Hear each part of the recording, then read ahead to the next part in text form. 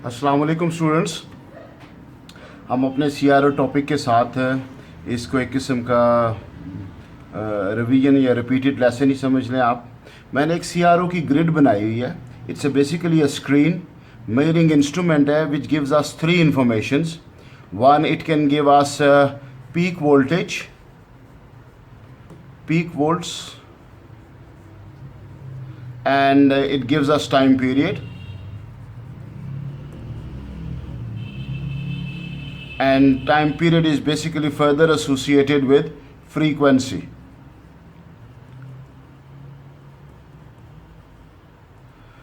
Now this means that this instrument gives us three information. Now the voltage is standalone.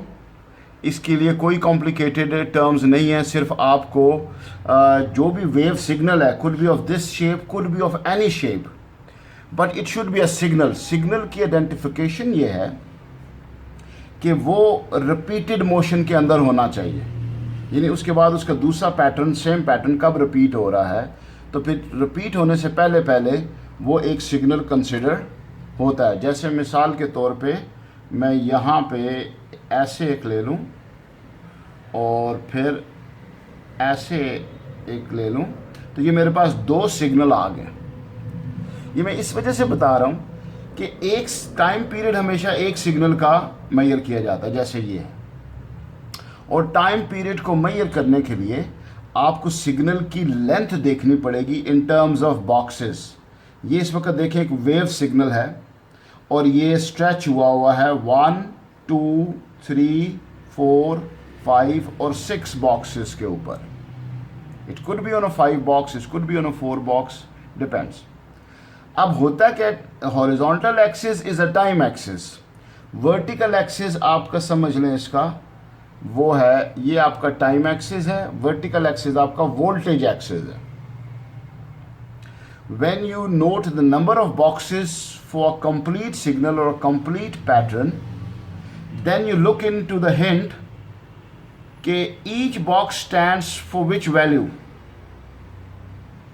एक box किसके equal है। तो यहां पर एक निशान लगा होता है पर सेंटीमीटर, ईच बॉक्स 1 सेंटीमीटर का होता है और वो मिली सेकेंड में होता है। जैसे for example for this particular signal 2 millisecond per division, या ये बात लिखी होगी या कहा होगा time base setting is 2 millisecond per division. Now this wave is stretched up to 6 boxes, so the time period will be 2 multiplied by 6, value of one box multiplied by number of boxes। ठीक है, wave छोटी भी हो सकती है, दरमियानी भी हो सकती है। आपने उसके टोटल नंबर ऑफ बॉक्सेस गिनने और फिर एक बॉक्स की वैल्यू से मल्टीप्लाई कर देना, तो आपके पास 12 मिली सेकेंड उसका टाइम पीरियड आ जाएगा। ठीक है, अब जब टाइम पीरियड आ गया आपके पास तो फ्रीक्वेंसी होती है, यानी ये डन हो गया हमारा, फ्रीक्वेंसी होती है 1 over time period. Now 1 over 12 और मिली की आपने वैल्यू इंसर्ट करनी होगी 10 की पावर -3 विच इज 1000 ओवर 12, और आपके पास वो हर्ट्ज के अंदर, ये इसको सिंप्लीफाई कर लें, फ्रीक्वेंसी पता चल जाती। तो फिर CRO को रीड करने के लिए आधा आपने CRO रीड कर लिया, क्या आपने टाइम पीरियड के लिए उस वेव के नंबर ऑफ बॉक्सेस देखे और फिर ईच बॉक्स की वैल्यू के साथ उसको मल्टीप्लाई कर दिया। अब आ जाते हैं पीक वोल्टेज के लिए। आपको वर्टिकल वेव की हाइट पता करनी है फ्रॉम द मेन पोजीशन, जो उसकी 0 पोजीशन है वहाँ से उसकी हाइट पता करनी है कि वो वेव कितनी ऊंची है। ये वेव इस वक्त 2 बॉक्सेस ऊंची है, तो फिर आपको एक हिंट गिवन होगा y इनपुट या सपोज 5 वोल्ट पर division. The division is 1 box, ये वाला। इसका दूसरा नाम y इनपुट हो सकता है, यानी वर्टिकल एक्सिस, टाइम एक्सिस ये वाला, वर्टिकल एक्सिस ये वाला। तो 2 बॉक्स ये ऊंची है, तो इसकी peak value of the voltage क्या होगी, 5 × 2 दैट इज 10 वोल्ट। ये पता चल गया। मेरा एक दफ़ा लैपटॉप ख़राब हो गया, मैं उसको मार्केट के अंदर लेके गया, वो ऑन हो रहा था और रीस्टार्ट हो रहा था, मतलब ऑफ ऑन होके फ़ौरन ऑफ हो जाता था। अब जब मैं उसके टेक्नीशियन के पास लेकर गया तो उसने लैपटॉप को कनेक्ट किया सीआरओ के साथ। जो ही कनेक्ट किया सीआरओ एक जंप ले और फ्लैट हो जाए, फिर एक जंप ले, फिर फ्लैट हो जाए। तो उसने मुझे कह दिया कि जनाब आपका सिस्टम बार बार रीस्टार्ट हो रहा है, यानी वोल्टेज पकड़ता है, बाद में वोल्टेज ज़ीरो कर देता है, यानी हाई होती है फिर लो हो जाती है, हाई होती है और फिर लो हो जाती है। मैं ऐसे बना के दिखाता हूँ, एकदम गई वैल्यू और फिर ज़ीरो हो गई, ऐसे, यानी वो स्टार्ट बार बार हो रहा है, वोल्टेज पकड़ रहा है। कहता है इसकी आईसी फारग हो गई है। मेरा कहने का मकसद ये है आपको कि ये इन कामों में आप इसको इलेक्ट्रिकल अप्लायंस के साथ लगाते हैं, वो इलेक्ट्रिकल अप्लायंस कितनी फ्रीक्वेंसी पे चल रही है और उस वक्त कितनी वोल्टेज खा रही है वो आपको फ़ौरन बता देगा। आपका लैपटॉप लेट से अगर 12 वोल्ट ले रहा है तो उसकी जो वेव है, और ईच बॉक्स की सेटिंग आपने खुद किया अपनी मर्ज़ी से 4 वोल्ट पर डिवीज़न, तो उसकी वेव 3 बॉक्सेस ऊपर जाएगी। कोई भी वो पैटर्न बना ले तो वो आपकी पीक वोल्टेज आपको बता देगी। अब मैं आपके साथ इसके कुछ क्वेश्चन शेयर करता हूँ और साथ साथ इसकी डिटेल बताता जाता हूँ। 8 क्वेश्चन मैंने आपको सेंड किए, एक मैंने क्लास में कराया था, मैं उसी के साथ ही स्टार्ट करता हूँ और फिर हम पूरे 8 के 8 क्वेश्चन डन करेंगे। ओके जी, ये हमारे पास वर्कशीट है और उसका ये फर्स्ट क्वेश्चन है जो हमने क्लास में किया था। I try to place it in front of camera so that ये बेटर विजिबिलिटी भी आ जाए। और उसने ये 4 पिक्चर्स दिए हैं आपको, कहता है इनमें से जो करेक्ट वन वाली है वो फाइंड आउट करें। तो मैं इस क्वेश्चन को समझाने के लिए, मुझे वरना चार्ट ड्रॉ करनी पड़ेंगी, टाइम ज़ाया होगा, तो मैं कहता हूँ कि जो उसने मुझे इन्फॉर्मेशन दी है, ठीक है, उस इन्फॉर्मेशन के लिहाज से करेक्ट पिक्चर कौन सी बनती है हम वो बनाते हैं और फिर हम देखेंगे कि वो ABCD में से कौन से पार्ट पे फिट इन होती है। ठीक है, वो इन्फॉर्मेशन ये दे रहा है कि एक कैथोड ऑसिलोस्कोप के साथ एक बैटरी अटैच होती है किसी भी अप्लायंस की, और द बैटरी कैरीज 5 वोल्ट। इसका मतलब है जब वो इसके साथ टच होगा सीआरओ के, जैसे मेरा लैपटॉप टच हुआ था, कि जी आपने देखना है कि मेरे, जैसे मैं एग्जांपल देता हूँ कि लैपटॉप जो है आप कहते हैं कि यार वो सिर्फ ना घंटा लॉस करता है, उसकी बैटरी जो है आहिस्ता आहिस्ता वीक हो रही है, तो आप उसको सीआरओ के साथ कनेक्ट करें और देखें वो कितनी वोल्टेज के ऊपर चल रहा है। ठीक है, तो जब आप उसको सीआरओ के साथ कनेक्ट करेंगे तो वो आपकी इसकी जो अपना वो ट्रेस बताएगा यहाँ पर, वहाँ पर आप उसकी पीक को नंबर ऑफ़ बॉक्सेस काउंट कर लेंगे और फिर एक बॉक्स की वैल्यू के साथ नंबर ऑफ़ बॉक्सेस को मल्टीप्लाई करेंगे तो वोल्टेज निकल आएगी। अब वो कहता है ये आपने 5 वोल्ट वो बैटरी से ले रहा है और उसको सीआरओ से कनेक्ट कर दिया है। कहता है लेकिन सीआरओ की जो सेटिंग है वो भी 5 वोल्ट पर डिवीज़न है, 5 वोल्ट की बैटरी के साथ ही वो कनेक्ट है और 5 वोल्ट पर है एक बॉक्स की वैल्यू भी 5 वोल्ट है। इसका मतलब है कि आपकी जो वेव वर्टिकली हाई होगी वो एक बॉक्स ही हाई होगी। ठीक है, तो हाइट ऑफ द बॉक्स फिर क्या हो गया, पीक कितनी होगी फिर आपके पास, पीक हो गई 1 बॉक्स, क्योंकि उसकी वैल्यू भी 5 वोल्ट है और एक बॉक्स की सेटिंग भी 5 वोल्ट पर डिवीजन है, तो peak is equal to 1 box, यानी जो मैं वेव ड्रॉ करूंगा वो एक बॉक्स ऊंची होगी। अब आते हैं टाइम पीरियड। उसने बताने के बजाय उसने कहा है कि ये जो अप्लायंस कनेक्ट की है, अप्लायंस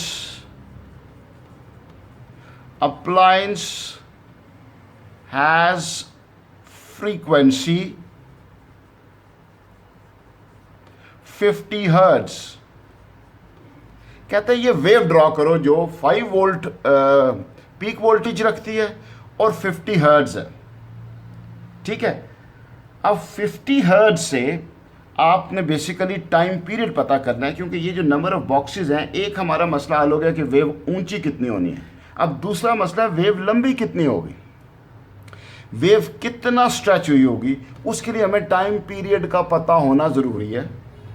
मिसाल के तौर पे 1 2 3 4 5 6 है, तो वेव 6 बॉक्स लंबी है और उसका टाइम पीरियड हमारे पास 60 है, तो फिर ईच बॉक्स हमारे पास 10 मीटर पर सेकेंड मिली सेकेंड होगा ये ईच बॉक्स। ठीक है, तो मैं यहाँ से टाइम पीरियड इसका निकालता हूँ और कहता है कि it has a frequency 10 hertz, लेकिन जो टाइम बेस्ड सेटिंग है वो हमारे पास है यानी एक बॉक्स जो हॉरिजॉन्टल वाला है वो हमारे पास है 10 मिली सेकेंड। कहता है wave draw the wave pattern. ये मैं क्वेश्चन मैंने अपनी तरफ से इसको चेंज कर लिया है, draw a wave on grid, जो ग्रिड गिवन है। ठीक है जी। तो ऐसे क्वेश्चन में 50 हर्ट्ज फ्रीक्वेंसी को आपने टाइम पीरियड में कन्वर्ट करना है। तो टी हमारे पास होता है 1/f which is 1/50 which is 0.02 second. अब हमारे पास जो टाइम बेस सेटिंग है वो मिली सेकेंड में है, तो सेकेंड को हम मिली सेकेंड बनाएंगे, तो वो हमारे पास आता है 0.02 second is equal to 20 millisecond. Second को 1000 से मल्टीप्लाई कर दें आप तो मिली सेकेंड बन जाता है। अब सेटिंग हमारे पास 10 मिली सेकेंड पर डिवीजन है हॉरिजॉन्टली, और ये आपके पास वेव जो आपने ड्रॉ करनी है उसका साइज आ रहा है 20 मिली सेकेंड। इसका मतलब है वो 2 बॉक्स लंबी होगी, ऊंची 1 बॉक्स होगी और लंबी 2 बॉक्स होगी। तो मेरा ये ज़रा देखिएगा आप, ये पैटर्न बनता है कि ये 5 वोल्ट ईच बॉक्स, जो मुझे इस हिंट से पता चला कि जो बैटरी भी 5 वोल्ट थी और इसकी जो सेटिंग है वो भी 5 वोल्ट पर डिवीजन है, तो ये 1 बॉक्स ऊंची होगी। टाइम पीरियड मेरे पास आ गया 20 मिली सेकेंड, वो फ्रीक्वेंसी की हेल्प से आया। ठीक है, कभी आपको टाइम पीरियड गिवन होता है तो फ्रीक्वेंसी निकालनी होती है, कभी आपको फ्रीक्वेंसी गिवन है तो टाइम पीरियड निकालना होता है। ठीक है, तो टाइम पीरियड की जो हॉरिजॉन्टल सेटिंग थी वो 10 मिली सेकेंड पर डिवीजन थी, तो 20 मिली सेकेंड फिर 2 बॉक्सेस में पूरा आएगा, 2 हॉरिजॉन्टल बॉक्सेस। मैं रिपीट करता हूँ, टाइम के लिए मुझे हॉरिजॉन्टली ड्रॉ करना है, वोल्टेज के लिए मुझे वर्टिकली ड्रॉ करना है अगर मैं ड्रॉ कर रहा हूँ।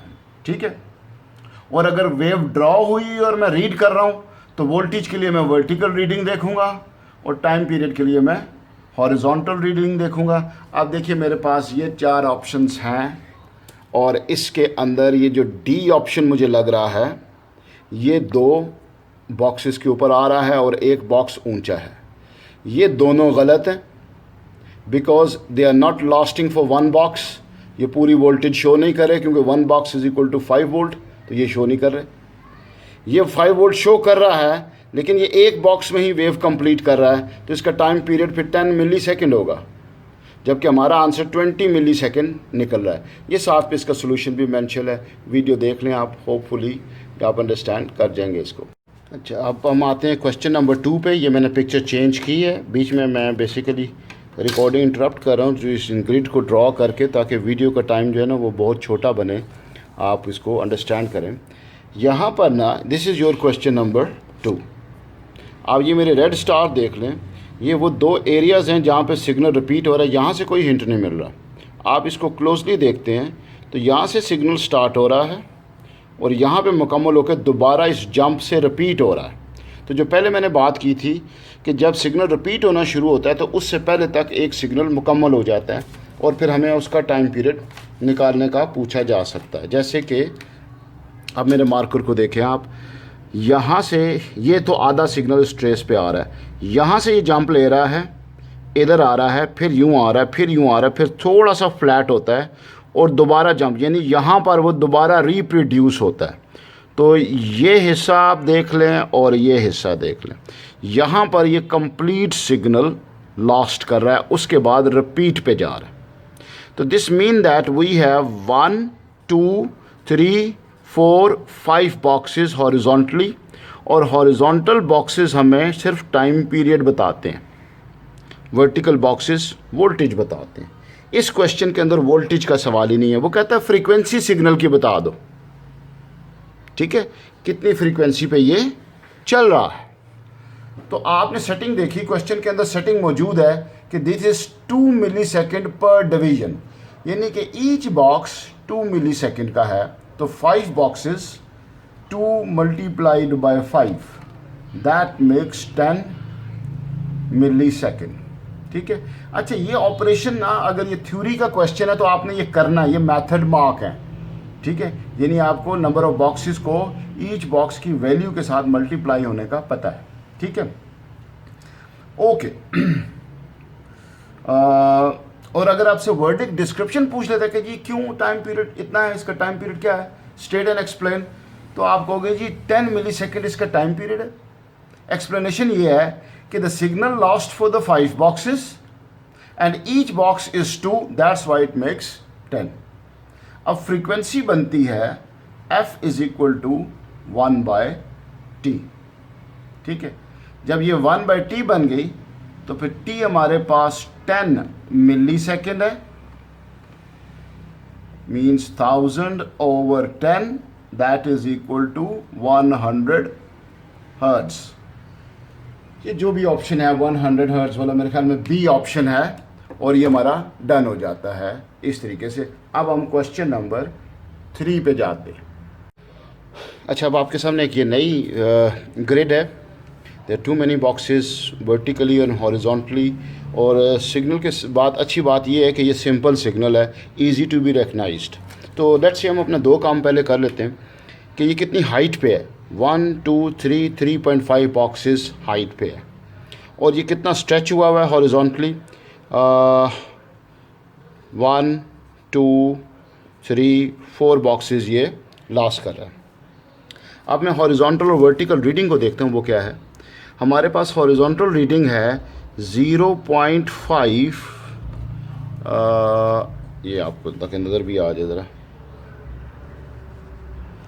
0.5 मिली सेकेंड पर डिवीजन। अगर ये 0.5 मिली सेकेंड हॉरिजॉन्टल एक बॉक्स है तो फिर 4 बॉक्स कितने होंगे, 0.5 into 4, that makes 2 millisecond, ठीक है। तो फिर फ्रीक्वेंसी क्या बनेगी, f is equal to 1/t, that is 1/2 into 10 to raised power -3, जो कि मैं इसको यूँ ऐसे ना, तो ये अब आपके पास 500 हर्ट्ज़ बन जाता है, ठीक है। ये हमारे पास टाइम पीरियड था 2 इंटू 10 टू रेज़्ड पावर -3 जब ऊपर जाएगा तो 1000 divided by 2, answer is 500 hertz, ठीक है। और वोल्टेज में इसने मुझे गिवन दिया हुआ है, ये क्वेश्चन मैं आपके सामने ना ये लेकर आया हुआ हूँ, क्वेश्चन नंबर 3 जो है, ठीक है। कहता है वोल्टेज जो है वो 2 वोल्ट्स पर सेंटीमीटर है, मींस ये जो वर्टिकल है ये 2 वोल्ट पर सेंटीमीटर या पर डिवीजन है। तो ये हमारे पास वोल्टेज बनती है 2 4 6 और फिर शायद 7 वोल्ट्स।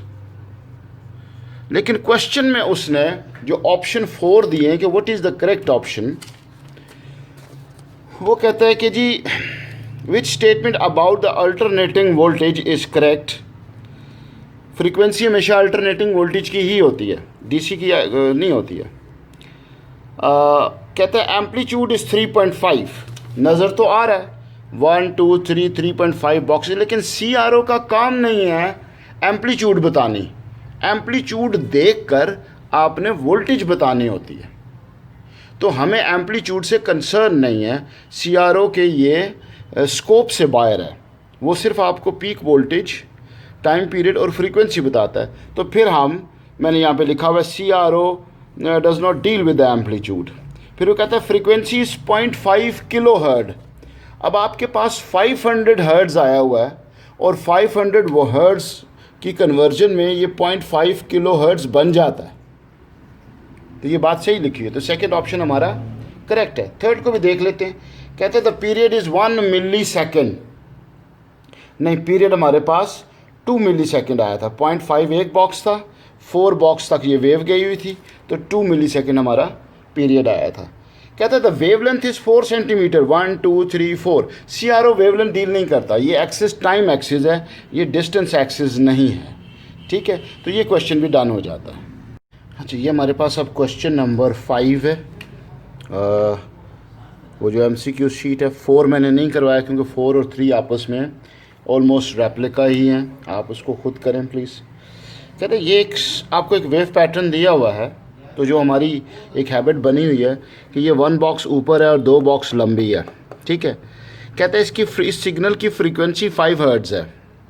तो आज तक हमारा ये ट्रेडिशन रहा है कि हम जो ही फ्रीक्वेंसी हमें मिलती थी हम फ़ौरन टाइम पीरियड फाइंड आउट करने की तरफ चले जाते थे, क्योंकि CRO टाइम पीरियड को ही रिप्रेजेंट करता है।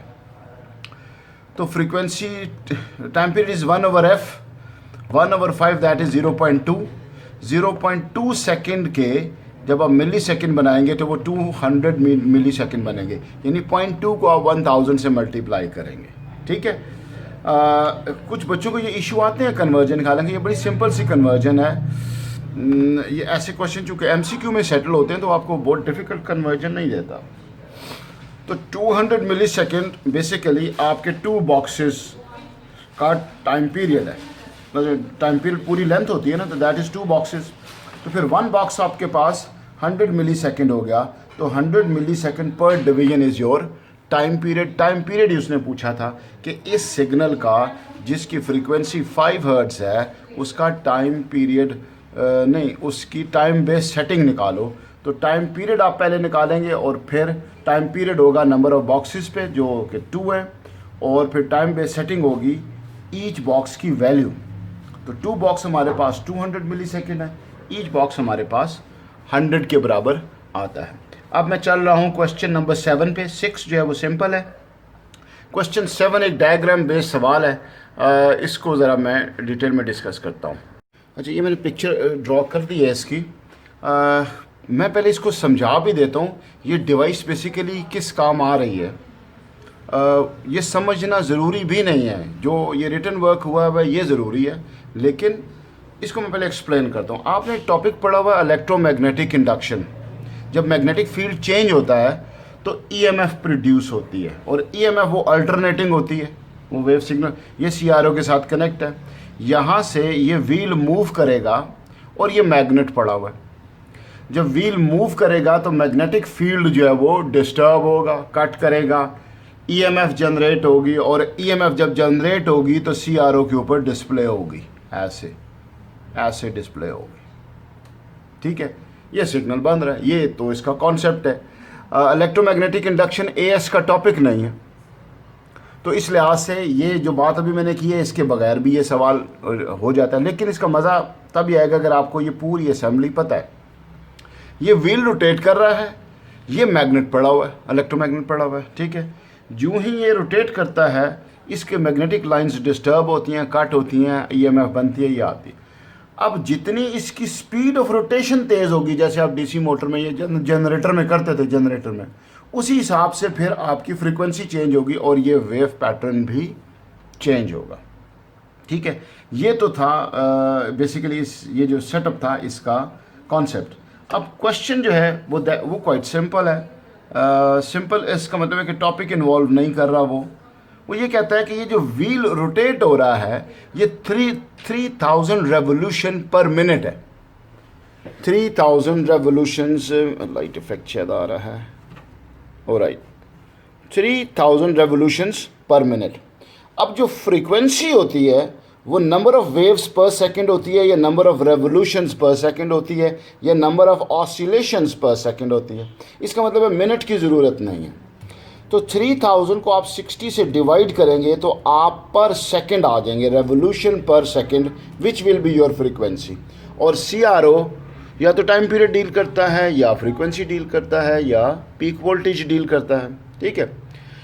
तो फिर आपके पास 50 हर्ट्ज़ आ गए, और हम कई क्वेश्चंस में 50 हर्ट्ज़ का टाइम पीरियड निकाल चुके हुए हैं। T = 1/f which is 0.02 seconds time आता है, उसको 1000 से मल्टीप्लाई करें तो 20 मिली सेकेंड। अब ये ग्रिड सारी जो स्क्रीन है ये 10 सेंटीमीटर लॉन्ग है। अब 20 मिली सेकेंड जो है इसको अगर हम 10 मिली सेकेंड पर डिवीजन कर लें तो ये बेसिकली 2 सेंटीमीटर में एक वेव बन जाएगी। और उसका क्वेश्चन ये है कि जी मल्टीपल ट्रेस बनने चाहिए, क्लियरली सेपरेट पल्सेस बननी चाहिए। तो ये सेपरेट पल्सेस बन जाती हैं, 4-5 बन जाती हैं, ठीक है। बाकी किसी सेटिंग के